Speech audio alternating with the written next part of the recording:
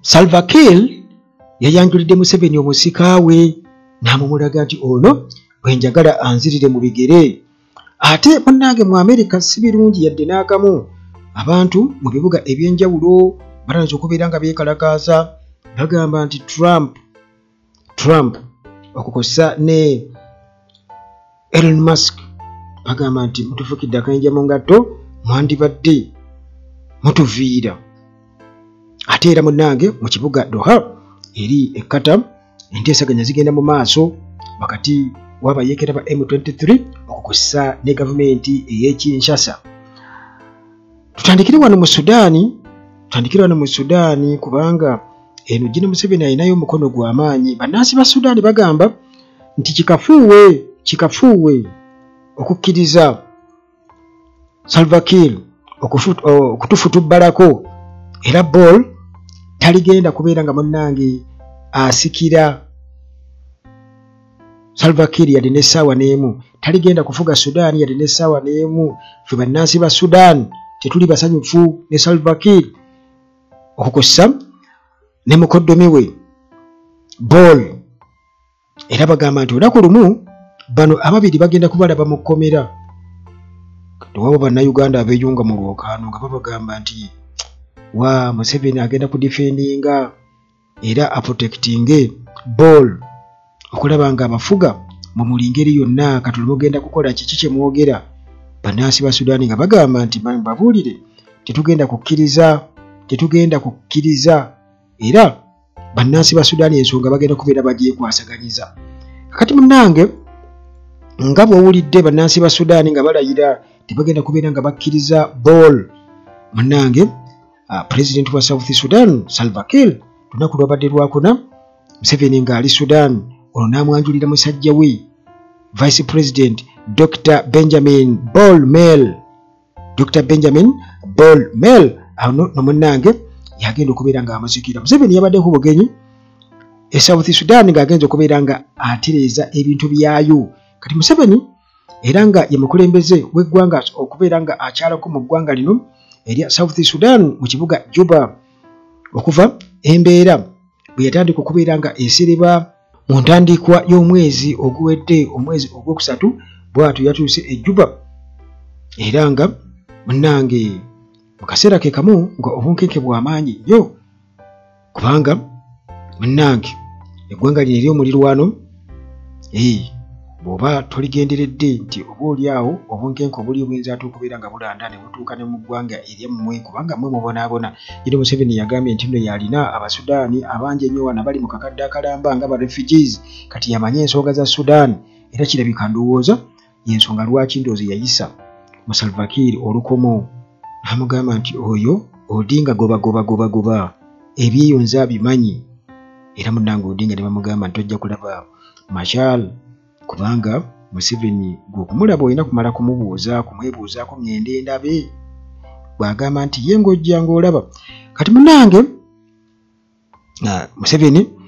yabadde ne delegation y'amaanyi nnyo kwabaddeko Minister of Defence and Veteran Affairs Jacob Oboth kwabaddeko Minister wa State for Foreign Affairs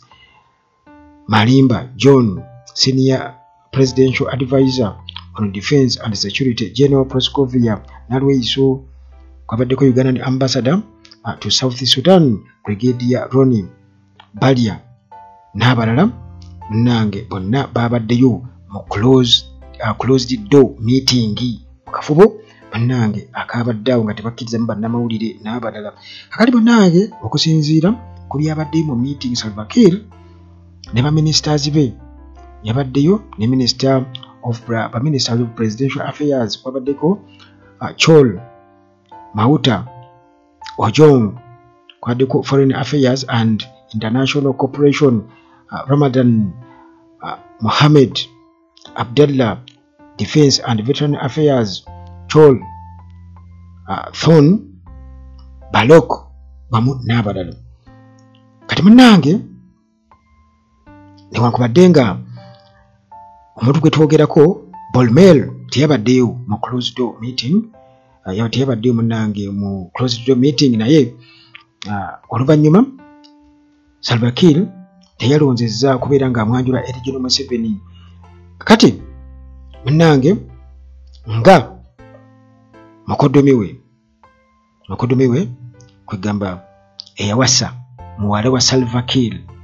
Bolmel, ono bamuwa ekifo eky'amaanyi nga Vice President mu February ennaku z'omwezi gwa 2025 ng'era adda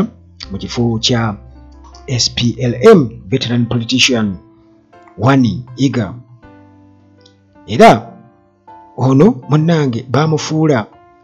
akulira economic cluster nga kitaawe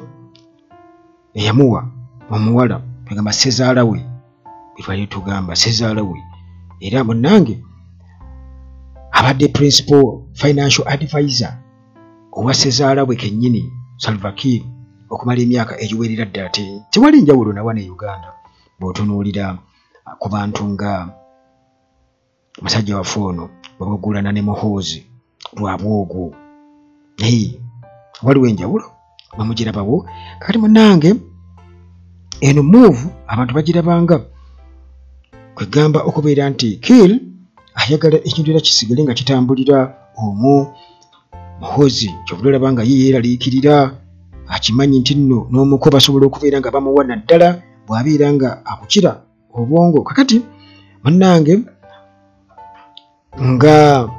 ba historical kati nga Wani Iga wamu n'abalala bonna okuli Riek Machar, bano okusinziira ku biriwo kwegamba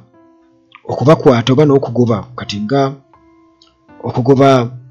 Wani Iga kiragira ddala nti Kiir agezaako kubeera nga atemera oluwenda mutabani we mukoddomi we Bolmel nti Riek Machar amusibe omuteeko wali house arrest, ate Wani Iga naye amugyewo. Kiba kitegeeza nti kakati awo Bolmel abeera alina chances nene nnyo kubanga ajjukira nti akalulu ketugenda mu 2026 nga bwe kyakkanyizibwako mu ndagaano gye batuulamu ne bakaanyaako 2018 nti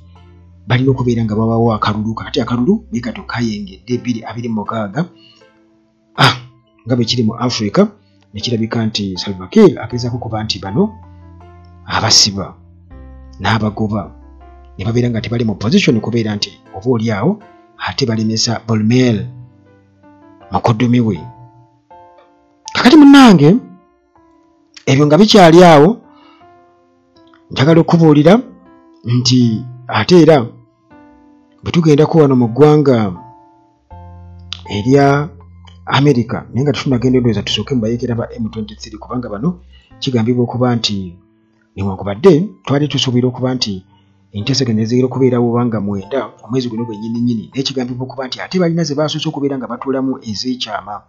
baasose kutuula ndowooza mu z'ekyama ne bamala okubaako bye bakkaanyaako. Kati ffe ze tugenda okubeera nga tumanya eziri official zizigenda okubeerawo ennaku z'omwezi nga 9 abayeekera ba M23 nga officially batuula ne gavumenti ey'ekinsasha,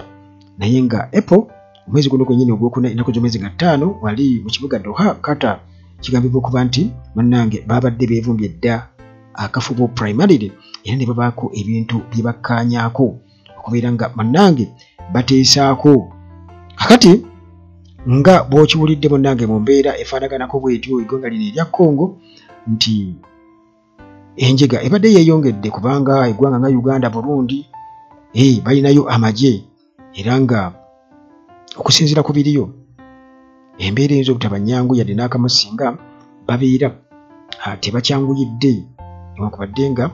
omuntu ayinza okugamba tekinnaba kubeera late kubanga bakyasobola okubeera nga batuula okubeera nga bakkaanya kubanga bo abayeekera ba M23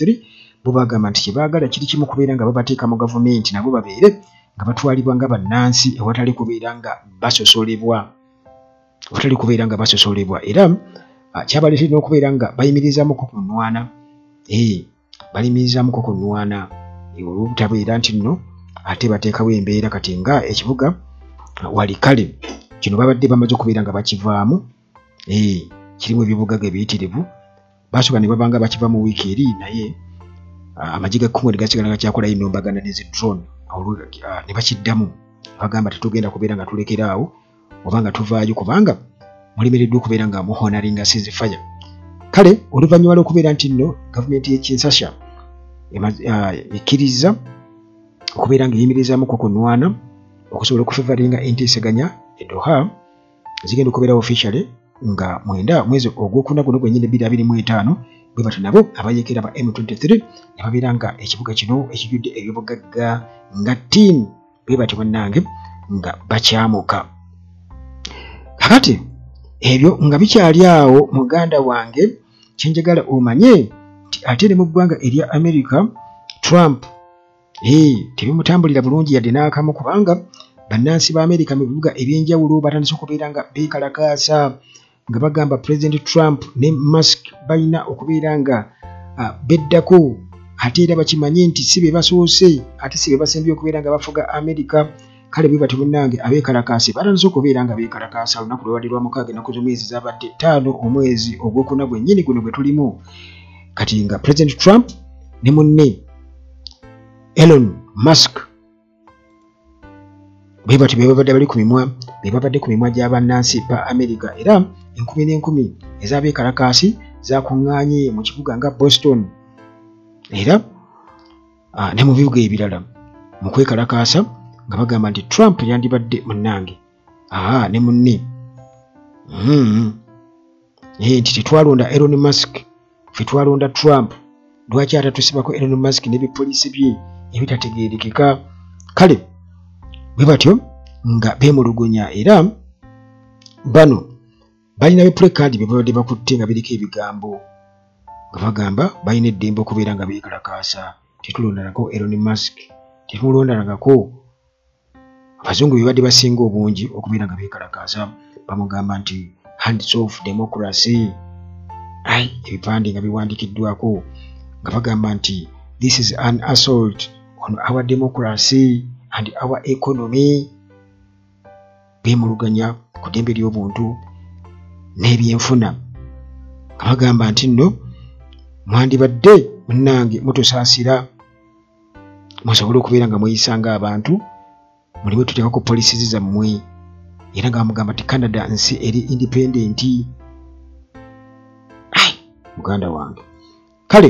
munnange ebyo byebyo byasobodde okubeera nga nkubuulira wano ku Uganda at large naye gwe kyobumanya nti General Museveni bwe yabadde e Sudan Salva Kiir yamulaze omusika we Col era